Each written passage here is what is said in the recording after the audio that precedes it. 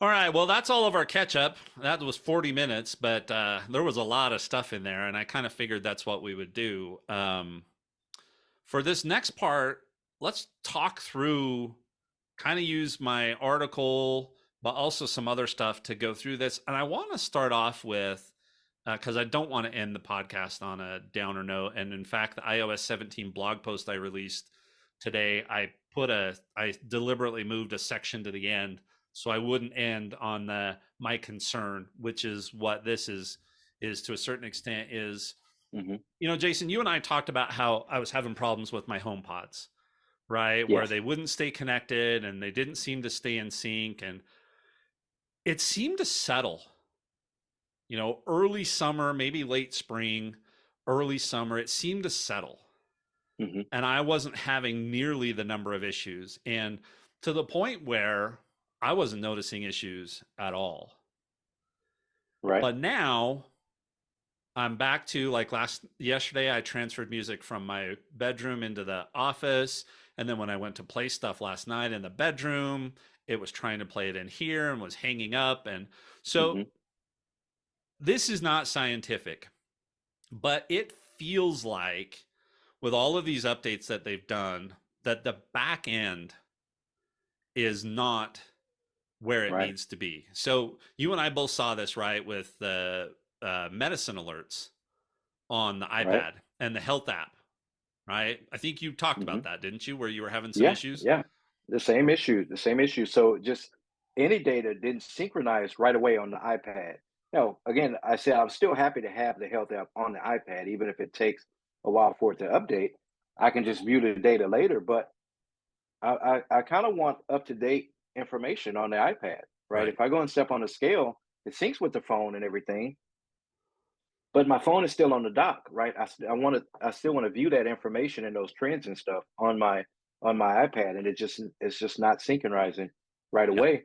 And the same with the home app.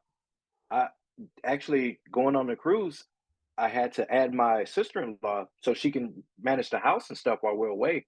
She'll still get notifications, packages and stuff. She can still unlock the door. And there was a situation where she needed to unlock the door for my nephew or something, and it's just not syncing right away to the point where I had to take my wife off completely.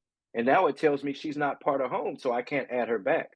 So I hadn't had a chance to sit down and really Yeah. dig, do some resetting and things like that. But there are some synchronization issues going on in the back end with Yeah. all of these updates and things.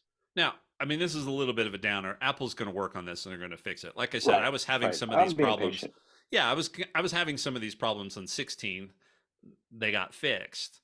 But I Right. don't like that I'm back here and I thought, okay, well maybe when I upgrade to Sonoma, it's my last device, right? Really getting Hmm. into back or into the most recent updates and stuff like that, but it hasn't done it. My Apple Watch connectivity, I'll share something in the post show about the Apple Watch that just blew my mind from a Hmm. connectivity standpoint, but doesn't seem like it's staying solid. When I transfer data to my brand new phone, remember my iPad messages got out of sync and I wasn't for Yes. like 3 hours. I wasn't getting the latest updates on messages on my iPad, and my iPad sometime overnight last night did a restarted. It wasn't a respring, it was a restart because it made me go in and enter my passcode again. Hmm. So it just doesn't feel like it's all there. They're gonna fix it. I Yes. think it's mostly back end stuff. So, they've got to get everything cut up there.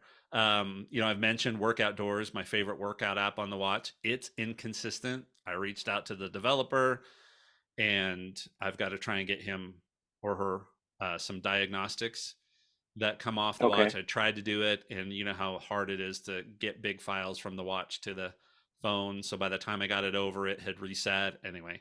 So I'll be working on Right. that. But yeah, it just doesn't feel as solid as before. So I think the message there is that if you're feeling like I've upgraded and things just seem to be a little bit out of whack, yeah, I'm feeling it too. Yeah. Yeah. You're not the only one. So, and again, we're not trying to scare everyone and say that, oh, Apple has problems, that save that for those clickbait articles out there that talk about phone overheating and stuff like that. But we're just letting you know, just be a little patient. There are some issues. You're not the only one that's experiencing it. But Man, really Yeah. frustrating because, like I say, with HomeKit, I mean, it we control the home with it, right? There's no light switches and things like that. We're not walking in a room flipping switches and stuff like we did in 2005. I'm not so far into the future where I forgot how to do it, but it's just a hassle now when you try to use one of those new fancy widgets that you have right on your home screen and you don't get a response from it. Yeah. It's just frustrating to me.